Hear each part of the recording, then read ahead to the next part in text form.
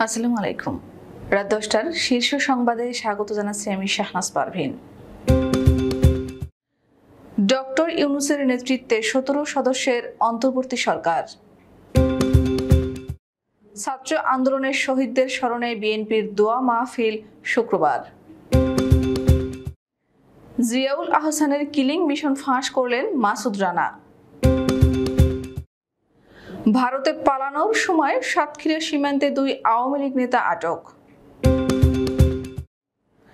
ঢাকেশ্বরী মন্দির পরিদর্শন করলেন জামায়াতের আমির।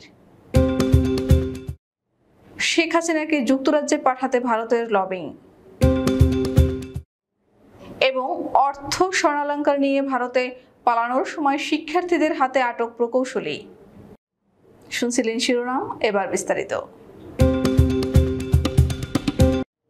নোবেলজয়ী অর্থনীতিবিদ অধ্যাপক ডক্টর মোহাম্মদ ইউনূসের নেতৃত্বে অন্তর্বর্তীকালীন সরকারের সদস্য সংখ্যা হচ্ছে 17 জন।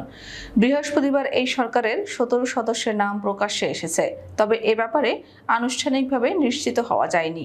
উপদেষ্টারা হলেন brigadier general M Sakhawat Hossain, Saleh Uddin Ahmed, doctor Asif Nazrul, Adilur Rahman Khan, Hasan Arif, Touhid Hossain, Syeda Rizwana Hasan, Mohammad Nahid Islam, Asif Mahmud, Sajib Bhuiyan, Supradip Chakma, Farida Akhter, Bidhan Ranjan রায়, আফম খালিদ হাসান, নূরজাহান বেগম, শারমিন মুর্শিদ, ফারুকী আজম।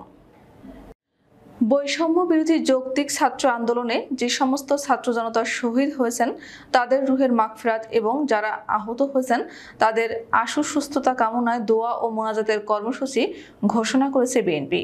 বৃহস্পতিবার বিএনপির সিনিয়র যুগ্ম মহাসচিব রুহুল কবির রিজভী স্বাক্ষরিত এক বিজ্ঞপ্তিতে এই তথ্য জানানো হয়। বিজ্ঞপ্তিতে বলা হয়, আগামীকাল শুক্রবার জুমার নামাজ শেষে সারা দেশে মসজিদে মসজিদে দোয়া ও মোনাজাত অনুষ্ঠিত হবে। দেশ জুড়ে সকল মুসল্লিকে নিয়ে বিএনপি এবং এর অঙ্গ ও সহযোগী সংগঠনের সকল স্তরের নেতাকর্মীদের জুমার নামাজ শেষে দোয়া ও মোনাজাতে শরীক হওয়ার জন্য অনুরোধ করা হলো। সেনাবাহিনী থেকে বরখাস্ত মেজর জেনারেল জিয়াউল আহসানের নানা অপকর্মের তথ্য প্রকাশ্যে এনেছেন র্যাবের তৎকালীন কর্মকর্তা পুলিশের উপপরিদর্শক মাসুদ রানা।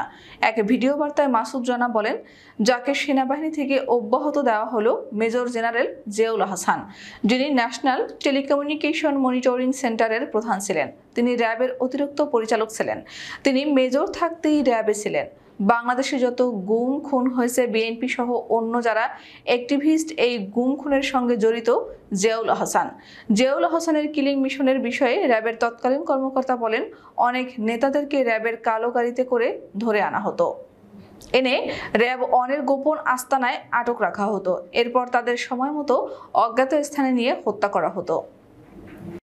সাতক্ষীরার ভোমরা ইমিগ্রেশন দিয়ে ভারত যাওয়ার সময় বরিশাল ও খুলনা সিটি কর্পোরেশনের 2 কর্মকর্তাকে আটক করেছে বিজিবি।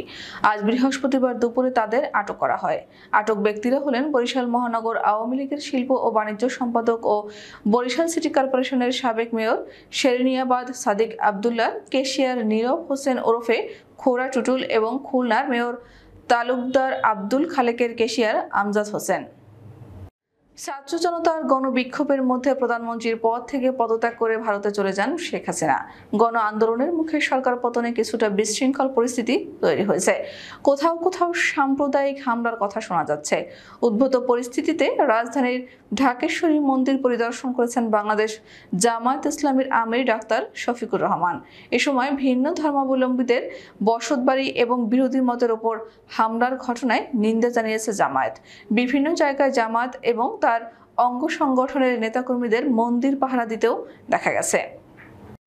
প্রবল জনবিক্ষোভের মুখে দেশ থেকে পালিয়ে গিয়ে ভারতে আশ্রয় নিয়েছে সাবেক প্রধানমন্ত্রী শেখ হাসিনা। সেখান থেকে তিনি যুক্তরাজ্যে আশ্রয় চেয়েছেন বলে শোনা যাচ্ছে।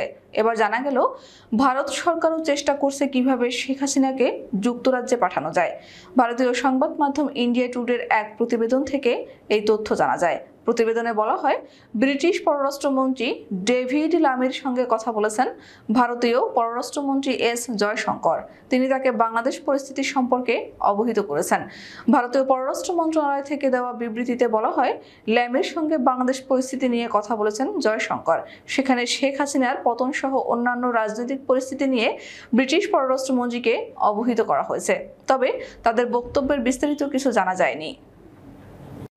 বরিশালে সড়কে ট্রাফিকের দায়িত্ব পালনকালে বিপুল অর্থ স্বর্ণালংকার সহ এক প্রকৌশলীকে আটক করেছেন শিক্ষার্থীরা।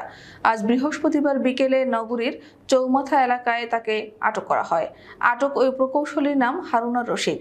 তিনি পটুয়াখালী গণপূর্ত বিভাগের নির্বাহী প্রকৌশলীর দায়িত্ব রয়েছেন। প্রাথমিক জিজ্ঞাসাবাদে তিনি শিক্ষার্থীদের কাছে স্বীকার করেছেন, পরিবার সহ পার্শ্ববর্তী দেশে পালিয়ে যাওয়ার চেষ্টা করেছিলেন তিনি। শিক্ষার্থীরা জানান, ট্রাফিক নিয়ন্ত্রণের দায়িত্ব পালনকালে আইন ভেঙে একটি প্রাইভেট কার দ্রুত ওভারটেক করছিল। এ সময় শিক্ষার্থীরা গাড়িটিকে আটকে দেন। পরে চালকের আচরণ সন্দেহজনক মনে হলে গাড়িটি তল্লাশি করে বস্তা ভর্তি টাকা ও স্বর্ণালংকার পাওয়া যায়। আমাদের আগামীকাল দুপুর 2টার শীর্ষ সংবাদ দেখার আমন্ত্রণ জানিয়ে এখনকার মতো বিদায় নিচ্ছি। দর্শক, ভিডিওটি শেষ পর্যন্ত দেখার জন্য আপনাকে অসংখ্য ধন্যবাদ। নিত্য নতুন সংবাদ পেতে আমাদের ইউটিউব চ্যানেলটি সাবস্ক্রাইব করুন ও নিয়মিত নোটিফিকেশন পেতে বেল বাটনটি ক্লিক করুন এবং আমাদের ফেসবুক পেজটিতে লাইক করুন। এছাড়াও আমাদের ভিডিওতে লাইক দিয়ে শেয়ার করুন। আল্লাহ হাফেজ।